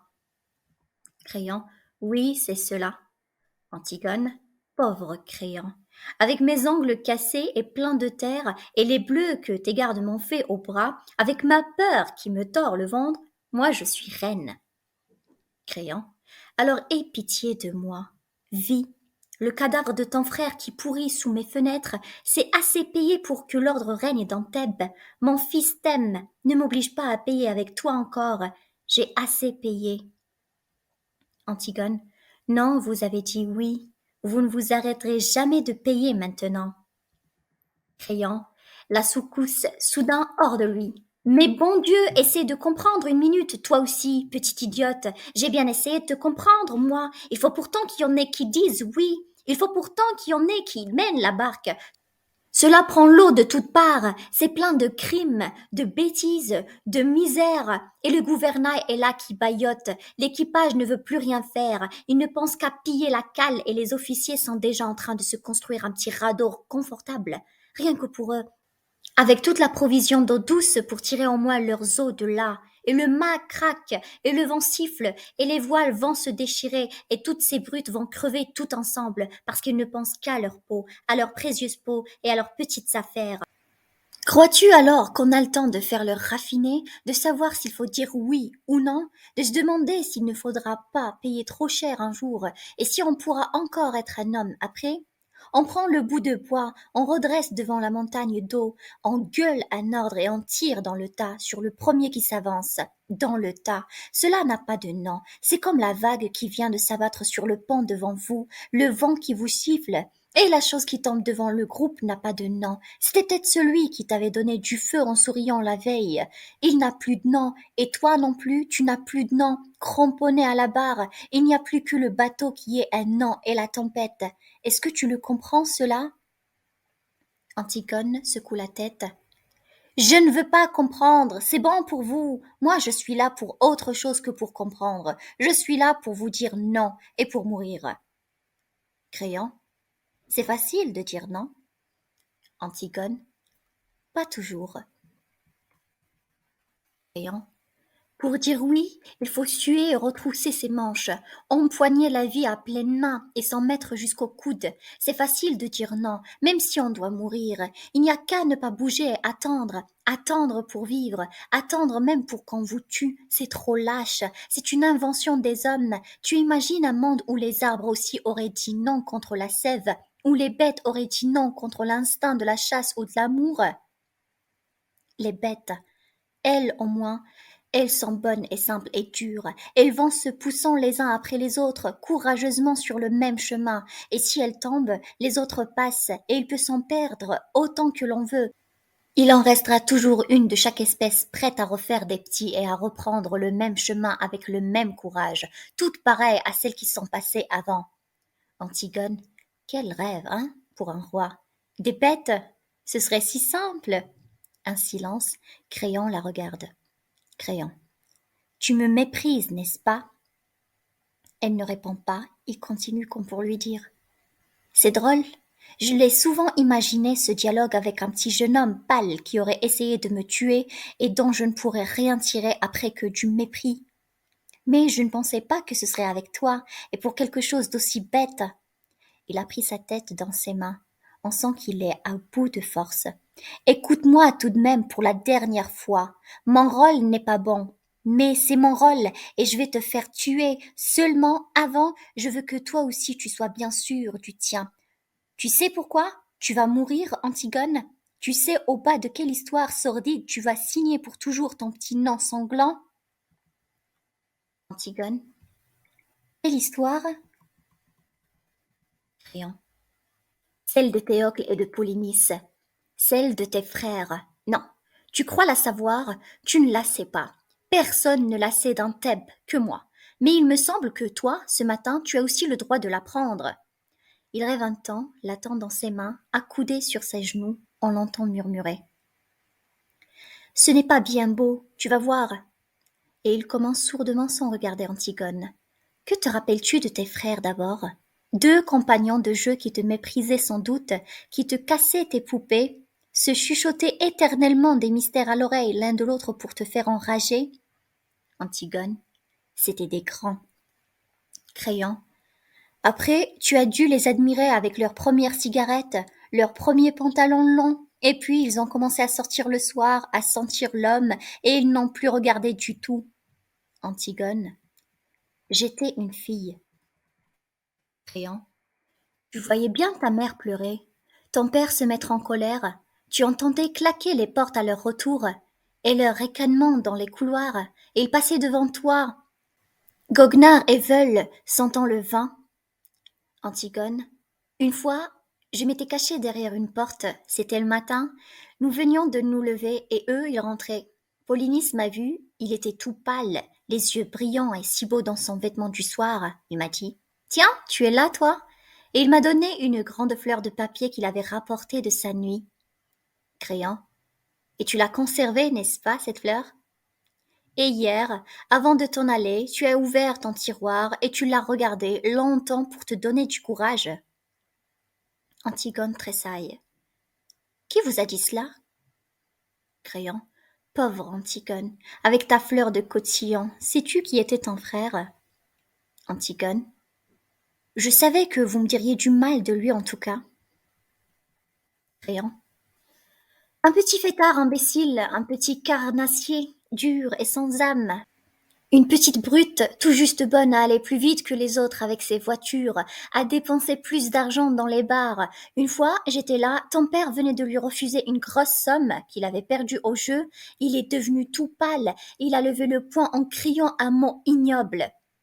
Antigone, ce n'est pas vrai. Créant, son poing de brute à toute volée. Dans le visage ton père, c'était pitoyable. Ton père était assis à sa table, la tête dans ses mains. Il saignait du nez, il pleurait, et dans un coin du bureau, Polynice ricanant qui allumait une cigarette. Antigone supplie presque maintenant. Ce n'est pas vrai. Créant. Rappelle-toi, tu avais 12 ans. Vous ne l'avez pas revu pendant longtemps, c'est vrai cela? Antigone, sourdement. Oui, c'est vrai. Créant. C'était après ces disputes. Ton père n'a pas voulu le faire juger. Il s'est engagé dans l'armée argienne. Et dès qu'il a été chez les Argiens, la chasse à l'homme a commencé contre ton père, contre ce vieil homme qui ne se décidait pas à mourir, à lâcher son royaume. Les attentats se succédaient et les tueurs que nous prenions finissaient toujours par avouer qu'ils avaient reçu de l'argent de lui. Pas seulement de lui d'ailleurs, car c'est cela que je veux que tu saches, les coulisses de ce drame où tu brûles de jouer un rôle. La cuisine. J'ai fait faire hier des funérailles grandioses à Éthéocle. Éthéocle est un héros et un saint pour Thèbes maintenant. Tout le peuple était là. Les enfants des écoles ont donné tous les sous de leur tirelire pour la couronne. Des vieillards faussement émus ont magnifié avec des trémolos dans la voix le bon frère, le fils d'Oedipe, le prince royal. Moi aussi, j'ai fait un discours, et tous les prêtres de Thèbes au grand complet avec la tête de circonstance et les honneurs militaires. Il fallait bien, tu penses que je ne pouvais tout de même pas m'offrir le luxe d'une crapule dans les deux camps? Mais je vais te dire quelque chose à toi, quelque chose que je sais seul, quelque chose d'effroyable. Éthéocle, ce prix de vertu ne valait pas plus cher que Polynice. Le bon fils avait essayé lui aussi de faire assassiner son père. Le prince loyal avait décidé lui aussi de vendre Thèbes au plus offrant. Oui, crois-tu que c'est drôle?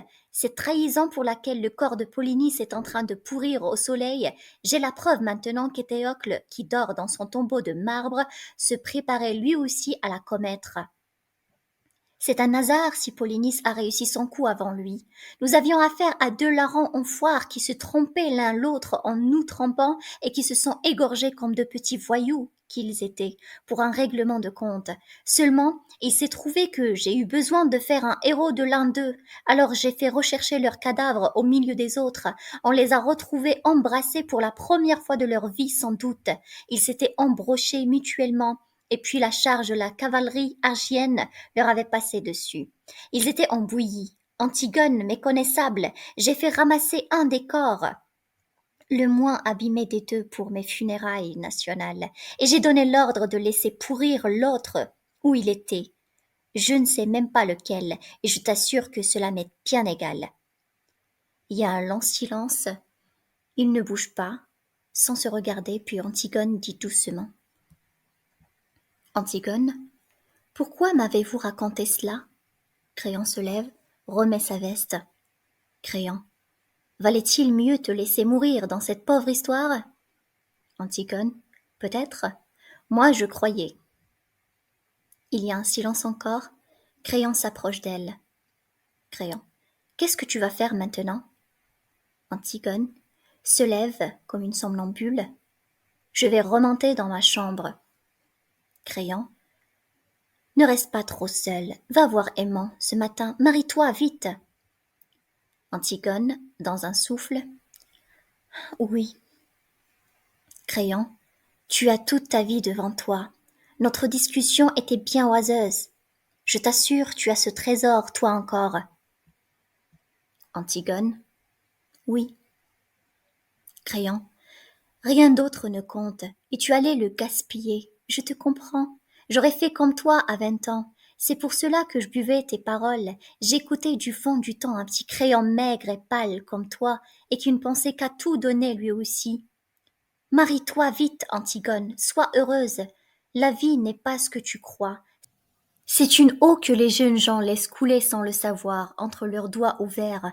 Ferme tes mains, Ferme tes mains vite, retiens-la, tu verras, cela deviendra une petite chose dure et simple qu'on grignote, assis au soleil.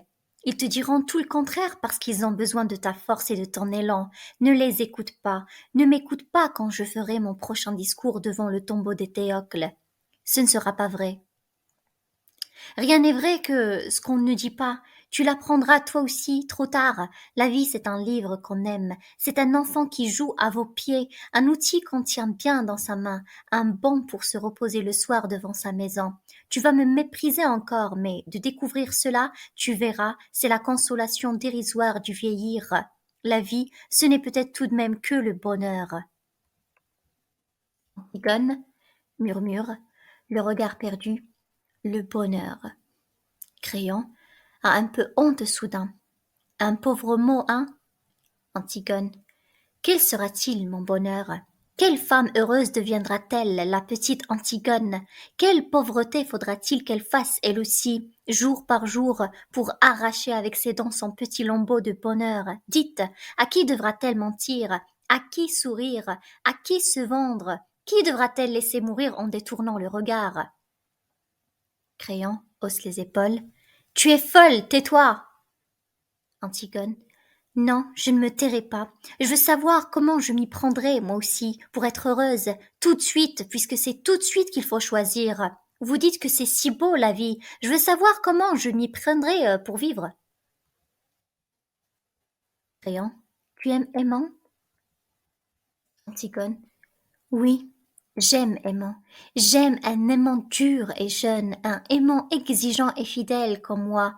Mais si votre vie, votre bonheur doivent passer sur lui avec leur usure, si aimant ne doit plus pâlir quand je pâlis, s'il ne doit plus me croire morte quand je suis en retard de 5 minutes, s'il ne doit plus se sentir seul au monde et me détester quand je ris sans qu'il sache pourquoi, s'il doit devenir près de moi le monsieur aimant, s'il doit apprendre à dire oui, lui aussi, alors je n'aime plus aimant. Créon. Tu ne sais plus ce que tu dis, tais-toi. Antigone. Si, je sais ce que je dis, mais c'est vous qui ne m'entendez plus. Je vous parle de trop loin maintenant, d'un royaume où vous ne pouvez plus entrer avec vos rides, votre sagesse, votre ventre. Elle rit. Ah, je ris, Créon. Je ris parce que je te vois à 15 ans tout d'un coup. C'est le même air d'impuissance et de croire qu'on peut tout. La vie t'a seulement ajouté ces petits plis sur le visage et cette graisse autour de toi. Créon la secoue. Te tairas-tu enfin? Antigone. Pourquoi veux-tu me faire taire? Parce que tu sais que j'ai raison. Tu crois que je ne lis pas dans tes yeux que tu le sais. Tu sais que j'ai raison, mais tu ne l'avoueras jamais parce que tu es en train de défendre ton bonheur en ce moment comme un os. Créon. Le tien et le mien. Oui, imbécile. Antigone. Vous me dégoûtez tous avec votre bonheur, avec votre vie qu'il faut aimer coûte que coûte. On dirait des chiens qui lèchent tout ce qu'ils trouvent. Et cette petite chance pour tous les jours, si on n'est pas trop exigeant. Moi, je veux tout, tout de suite. Et que ce soit entier ou alors je refuse. Je ne veux pas être modeste, moi, et me contenter d'un petit morceau si j'étais bien sage. Je veux être sûre de tout aujourd'hui et que cela soit aussi beau que quand j'étais petite, ou mourir. Créant. Allez, commence, commence comme ton père. Antigone. Comme mon père, oui. Nous sommes de ceux qui posent les questions jusqu'au bout, jusqu'à ce qu'il ne reste vraiment plus la petite chance d'espoir vivante, la plus petite chance d'espoir à étrangler. Nous sommes de ceux qui lui sautent dessus quand ils le rencontrent. Votre espoir, votre cher espoir, votre sale espoir. Créant. Tais-toi, si tu te voyais en criant ces mots, tu es laide. Antigone. Oui, je suis laide. C'est ignoble, n'est-ce pas? Ces cris, ces sursauts, cette lutte de chiffonnier. Papa n'est devenu beau qu'après, quand il a été bien sûr. Enfin, qu'il avait tué son père, que c'était bien avec sa mère qu'il avait couché, et que rien, plus rien ne pouvait le sauver. Alors il s'est calmé tout d'un coup, il a eu comme un sourire, et il est devenu beau. C'était fini, il n'a plus eu qu'à fermer les yeux pour ne plus vous voir. Ah, vos têtes, vos pauvres têtes de candidats au bonheur, c'est vous qui êtes laids, même les plus beaux. Vous avez tous quelque chose de laid au coin de l'œil ou de la bouche. Tu l'as bien dit tout à l'heure, créant la cuisine. Vous avez des têtes de cuisiniers. Créon lui broie le bras. Je t'ordonne de te taire maintenant, tu entends? Antigone. Tu m'ordonnes, cuisinier? Tu crois que tu peux m'ordonner quelque chose? Créon. L'antichambre est pleine de monde. Tu veux donc te perdre? On va t'entendre. Antigone. Eh bien, ouvre les portes, justement. Ils vont m'entendre. Créon, qui essaie de lui fermer la bouche de force. Vas-tu te faire enfin bon Dieu? Antigone se débat. Allons vite, cuisinier, appelle tes gardes. La porte s'ouvre, entre Ismène. Ismène dans un cri. Antigone! Antigone. Qu'est-ce que tu veux, toi aussi? Ismène. Antigone, pardon. Antigone, tu vois, je viens, j'ai du courage, j'irai maintenant avec toi. Antigone. Où iras-tu avec moi? Ismène. Si vous la faites mourir, il faudra me faire mourir avec elle. Antigone. Ah non, pas maintenant, pas toi. C'est moi seule. Tu ne te figures pas que tu vas venir mourir avec moi maintenant. Ce serait trop facile. Ismène. Je ne veux pas vivre si tu meurs. Je ne veux pas rester sans toi. Antigone. Tu as bien choisi la vie, et moi la mort. Laisse-moi maintenant avec tes jérémiades. Il fallait y aller ce matin, à quatre pattes, dans la nuit. Il fallait aller gratter la terre avec tes ongles pendant qu'ils étaient tout prêts et te faire empoigner par eux comme une voleuse. Ismène. Eh bien, j'irai demain. Antigone. Tu l'entends, Créon? Elle aussi. Qui sait si cela ne va pas prendre à d'autres encore? En m'écoutant. Qu'est-ce que tu attends pour me faire taire? Qu'est-ce que tu attends pour appeler tes gardes? Allons, Créon, un peu de courage. Ce n'est qu'un mauvais moment à passer. Allons, cuisinier, puisqu'il le faut. Créon crie soudain. Garde! Les gardes apparaissent aussitôt. Créon. Emmenez-la. Antigone, dans un grand cri soulagé. Ah, enfin, Créon! Les gardes se jettent sur elle et l'emmènent. Ismène sort en criant derrière elle. Ismène. Antigone! Antigone! Créon est resté seul. Le cœur entre et va à lui. Le cœur. Tu es fou, Créon? Qu'as-tu fait? Créon qui regarde au loin devant lui. Il fallait qu'elle meure. Le cœur. Ne laisse pas mourir Antigone, Créon. Nous allons tous porter cette plaie aux côtés pendant des siècles. Créon. C'est elle qui voulait mourir. Aucun de nous n'était assez fort pour la décider à vivre. Je le comprends maintenant. Antigone était faite pour être morte. Elle-même ne le savait peut-être pas, mais Polynice n'était qu'un prétexte. Quand elle a dû y renoncer, elle a trouvé autre chose tout de suite. Ce qui importait pour elle, c'était de refuser et de mourir. Le cœur. C'est une enfant, Créon. Créon. Que veux-tu que je fasse pour elle? La condamner à vivre? Aimant entre en criant. Père! Créon court à lui, l'embrasse. Oublie-la, Aimant, oublie-la, mon petit. Aimant. Tu es fou, père, lâche-moi. Créon le tient plus fort. J'ai tout essayé pour la sauver, Aimant, j'ai tout essayé, je te jure. Elle ne t'aime pas, elle aurait pu vivre. Elle a préféré sa folie et la mort. Aimant crie, tendant de s'arracher à son étreinte. Mais père, tu vois bien qu'il l'emmène, père. Ne laisse pas ces hommes l'emmener. Créon. Elle a parlé maintenant. Tout Thèbes sait ce qu'elle a fait. Je suis obligée de la faire mourir. Aimant s'arrache de ses bras. Lâche-moi! En silence, ils sont l'un en face de l'autre, ils se regardent. Le cœur s'approche. Est-ce qu'on ne peut pas imaginer quelque chose? Dire qu'elle est folle, l'enfermer? Créant. Ils diront que ce n'est pas vrai, que je la sauve parce qu'elle allait être la femme de mon fils. Je ne peux pas. Le cœur. Est-ce qu'on ne peut pas gagner du temps, la faire fuir demain? Créant. La foule sait déjà, elle hurle autour du palais. Je ne peux pas. Aimant. Père, la foule n'est rien, tu es le maître.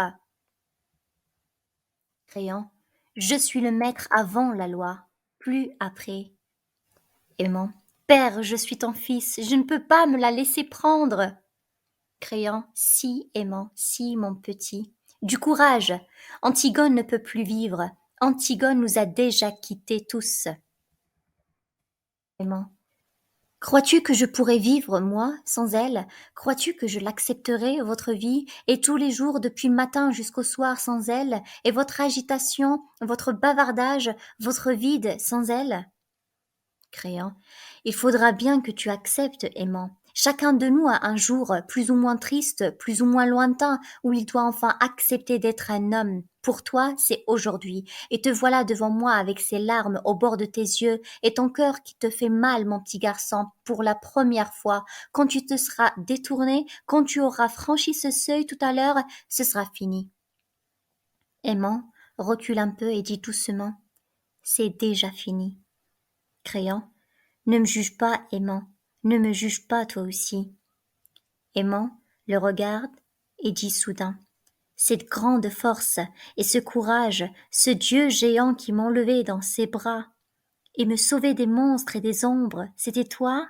Cette odeur défendue et ce bon pain du soir sous la lampe, quand tu me montrais des livres dans ton bureau, c'était toi, tu crois?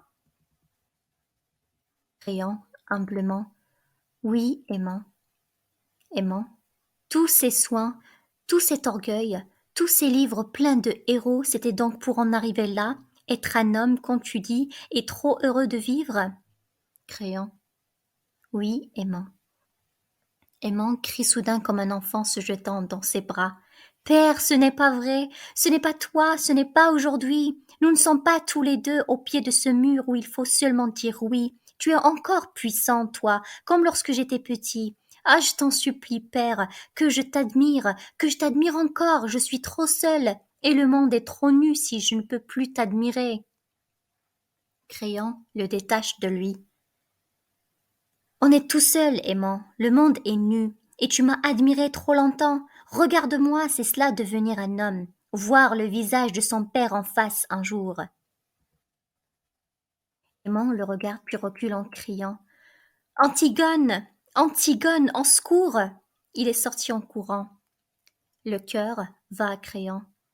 Créant, il est sorti comme un fou. Créant, qui regarde au loin, droit devant lui, immobile. Oui, pauvre petit, il l'aime. Le cœur. Créant, il faudra faire quelque chose. Créant, je ne peux plus rien. Le cœur. Il est parti, touché à mort. Créant sourdement. Oui, nous sommes tous touchés à mort. Antigone entre dans la pièce, poussée par les gardes qui s'arc-boutent contre la porte, derrière laquelle on devine la foule hurlante. Le garde. Chef, ils envahissent le palais. Antigone. Créant, je ne veux plus voir leur visage, je ne veux plus entendre leurs cris, je ne veux plus voir personne. Tu as ma mort maintenant, c'est assez. Fais que je ne vois plus personne jusqu'à ce que ce soit fini. Créant sort en criant aux gardes. La garde aux portes, qu'on vide le palais. Reste ici avec elle, toi. Les deux autres gardes sortent, suivis par le cœur. Antigone reste seule avec le premier garde. Antigone le regarde. Antigone dit soudain. Alors c'est toi? Le garde. Qui? Moi? Antigone. Mon dernier visage d'homme. Le garde. Faut croire. Antigone. Que je te regarde? Le garde s'éloigne gêné. Ça va. Antigone. C'est toi qui m'as arrêté tout à l'heure? Le garde. Oui, c'est moi. Antigone. Tu m'as fait mal? Tu n'avais pas besoin de me faire mal. Est-ce que j'avais l'air de vouloir me sauver? Le garde. Allez, allez, pas d'histoire. Si ce n'était pas vous, c'était moi qui y passais. Antigone. Quel âge as-tu? Le garde. 39 ans. Antigone. Tu as des enfants? Le garde. Oui, 2. Antigone. Tu les aimes? Le garde. Cela ne vous regarde pas. Il commence à faire les 100 pas dans la pièce. Pendant un moment, on n'entend plus que le bruit de ses pas. Antigone demande toute humble. Il y a longtemps que vous êtes garde? Le garde. Après la guerre, j'étais sergent. J'ai rengagé. Antigone. Il faut être sergent pour être garde? Le garde. En principe, oui. Sergent ou avoir suivi le peloton spécial. Devenu garde, le sergent perd son garde. Un exemple. Je rencontre une recrue de l'armée, elle ne peut pas me saluer. Antigone. Ah oui? Le garde. Oui, remarquez que généralement, il le fait. La recrue, c'est que le garde est un gardé. Question solde. On a la solde ordinaire du garde, comme ceux du peloton spécial et pendant 6 mois à titre de gratification, un rappel de supplément de la solde de sergent. Seulement, comme garde, on a d'autres avantages, logement, chauffage, allocation. Finalement, le garde marié avec 2 enfants arrive à se faire plus que le sergent de l'active. Antigone. Ah oui? Le garde? Oui. C'est ce qui vous explique la rivalité entre le garde et le sergent. Vous avez peut-être pu remarquer que le sergent affecte de mépriser le garde. Leur grand argument, c'est l'avancement. D'un sens, c'est juste, l'avancement du garde est plus long et plus difficile que dans l'armée. Mais vous ne devez pas oublier qu'un brigadier des gardes, c'est autre chose qu'un sergent-chef. Antigone lui dit soudain. Écoute, le garde. Oui? Antigone. Je vais mourir tout à l'heure. Le garde ne répond pas. Un silence. Il fait les 100 pas. Au bout d'un moment, il reprend. Le garde. D'un autre côté, on a plus de considération pour le garde que pour le sergent de l'active. Le garde, c'est un soldat, mais c'est presque un fonctionnaire. Antigone, tu crois qu'on a mal pour mourir? Le garde. Je ne peux pas vous dire. Pendant la guerre, ceux qui étaient touchés au ventre, ils avaient mal. Moi, je n'ai pas été blessé. Et d'un sens, ça m'a nui pour l'avancement. Antigone. Comment vont-ils me faire mourir? Le garde. Je ne sais pas. Je crois que j'ai entendu dire que, pour ne pas souiller la ville de votre sang, ils allaient vous murer dans un trou. Antigone. Vivante? Le garde. Oui, d'abord. Un silence, le garde se fait une chique. Antigone. Ô tombeau, ô lit nuptial, ô ma demeure souterraine. Elle est toute petite au milieu de la grande pièce nue. On dirait qu'elle a un peu froid. Elle s'entoure de ses bras. Elle murmure. Toute seule. Le garde, qui a fini sa chique. Aux cavernes de Hadès, aux portes de la ville, en plein soleil, une drôle de corvée encore pour ceux qui seront de faction. Il avait d'abord été question d'y mettre l'armée, mais aux dernières nouvelles, il paraît que c'est encore la garde qui fournira les piquets. Elle a bon dos, la garde. Étonnez-vous après qu'il existe une jalousie entre le garde et le sergent d'active? Antigone murmure soudain lasse. 2 bêtes. Le garde. Quoi? 2 bêtes? Antigone. Des bêtes se serreraient l'une contre l'autre pour se faire chaud. Je suis toute seule. Le garde. Si vous avez besoin de quelque chose, c'est différent. Je peux appeler. Antigone. Non, je voudrais seulement que tu remettes une lettre à quelqu'un quand je serai morte. Le garde. Comment ça, une lettre? Antigone. Une lettre que j'écrirai. Le garde. Ah, ça non, pas d'histoire. Une lettre? Quand vous y allez, vous, je risquerai gros, moi, à ce petit jeu-là. Antigone. Je te donnerai cet anneau si tu acceptes. Le garde. C'est de l'or? Antigone. Oui, c'est de l'or. Le garde. Vous comprenez, si on me fouille, moi, c'est le conseil de guerre, cela vous est égal à vous. Il regarde encore la bague. Ce que je peux, si vous voulez, c'est écrire sur mon carnet ce que vous auriez voulu dire. Après, j'arracherai la page. De mon écriture, ce n'est pas pareil. Antigone a les yeux fermés, elle murmure avec un pauvre rictus. Ton écriture, elle a un petit frisson. C'est trop laid, tout cela. Tout est laid. Le garde, vexé, fait mine de rendre la bague. Vous savez, si vous ne voulez pas, moi... Antigone. Si, garde la bague et écris. Mais fais vite, j'ai peur que nous n'ayons plus le temps. Écris, mon chéri. Le garde. Qui a pris son carnet et suce sa mine? C'est pour votre bon ami? Antigone. Mon chéri, j'ai voulu mourir et tu ne vas peut-être plus m'aimer. Le garde répète lentement de sa grosse voix en écrivant Mon chéri, j'ai voulu mourir et tu ne veux peut-être plus m'aimer. Antigone, et Créon avait raison, c'est terrible maintenant à côté de cet homme, je ne sais plus pourquoi je meurs, j'ai peur. Le garde, qui peine sur sa dictée, Créon avait raison, c'est terrible. Antigone, oh aimant notre petit garçon, je le comprends seulement maintenant combien c'était simple de vivre. Le garde s'arrête. Comment voulez-vous que j'écrive? Il faut le temps tout de même. Antigone. Où en étais-tu? Le garde se relit. C'est terrible maintenant à côté de cet homme. Antigone. Je ne sais plus pourquoi je meurs. Le garde écrit, suçant sa mine. Je ne sais plus pourquoi je meurs. On ne sait jamais pourquoi on meurt. Antigone continue. J'ai peur. Elle s'arrête, elle se dresse soudain. Non, rayez tout cela. Il vaut mieux que jamais personne ne le sache. C'est comme s'il devait me voir nue et me toucher quand je serais morte. Mais seulement, pardon. Le garde. Alors j'aurai la faim et je mets pardon à la place? Antigone. Oui, pardon, mon chéri. Sans la petite Antigone, vous auriez tous été bien tranquilles. Je t'aime. Le garde. Sans la petite Antigone, vous auriez tous été bien tranquilles. Je t'aime. C'est tout? Antigone. Oui, c'est tout. Le garde. C'est une drôle de lettre. Antigone. Oui, c'est une drôle de lettre. Le garde. Et c'est à qui qu'elle est adressée? À ce moment, la porte s'ouvre. Les autres gardes paraissent. Antigone se lève, les regarde le premier garde qui s'est dressé derrière elle. Il empoche la bague et range le carnet, l'air important. Il voit le regard d'Antigone, il gueule pour se donner une contenance. Le garde. Allez, pas d'histoire. Antigone a un pauvre sourire. Elle baisse la tête, elle s'en va sans un mot vers les autres gardes. Ils sortent tous. Le cœur entre soudain. Là, c'est fini pour Antigone. Maintenant, le tour de Créon approche. Il va falloir qu'ils y passent tous. Le messager fait irruption, criant. La reine! Où est la reine? Le cœur. Que lui veux-tu? Qu'as-tu à lui apprendre? Le messager.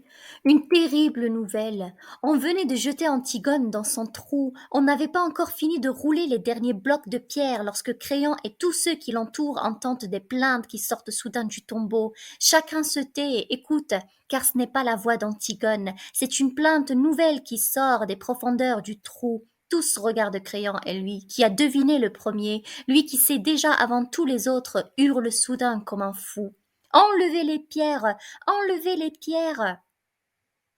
Les esclaves se jettent sur les blocs entassés, et parmi eux le roi suant, dont les mains saignent. Les pierres bougent enfin, et le plus mince se glisse dans l'ouverture. Antigone est au fond de la tombe pendue au fil de la ceinture. Des fils bleus, des fils verts, des fils rouges qui lui font comme un collier d'enfant, et aimant à genoux qui la tient dans ses bras et gémit. Le visage enfui dans sa robe. On bouge, un bloc encore, et Crayon peut enfin descendre. On voit ses cheveux blancs dans l'ombre. Au fond du trou, il essaie de relever Aimant. Il le supplie. Aimant ne l'entend pas. Puis soudain, il se dresse, les yeux noirs, et il n'a jamais tant ressemblé au petit garçon d'autrefois. Il regarde son père sans rien dire. Une minute, et tout à coup, il lui crache au visage et tire son épée. Créant un bondit hors de portée. Alors Aimant le regarde avec ses yeux d'enfant lourds de mépris, et Créant ne peut pas éviter ce regard comme la lame. Aimant regarde ce vieil homme tremblant à l'autre bout de la caverne, et sans rien dire, il se plonge l'épée dans le ventre et il s'étend contre Antigone, l'embrassant dans une immense flaque rouge. Créant entre avec son page. Je les ai fait coucher l'un près de l'autre, enfin. Ils sont lavés maintenant, reposés, ils sont seulement un peu pâles, mais si calmes. Deux amants au lendemain de la première nuit. Ils ont fini, eux. Le cœur. Pas toi, Créon. Il te reste encore quelque chose à apprendre. Eurydice, la reine, ta femme. Créon. Une bonne femme parlant toujours de son jardin, de ses confitures, de ses tricots, de ses éternels tricots pour les pauvres. C'est drôle comme les pauvres ont éternellement besoin de tricots, on dirait qu'ils n'ont besoin que de tricots. Le cœur. Les pauvres de Thèbes auront froid cet hiver, Créon.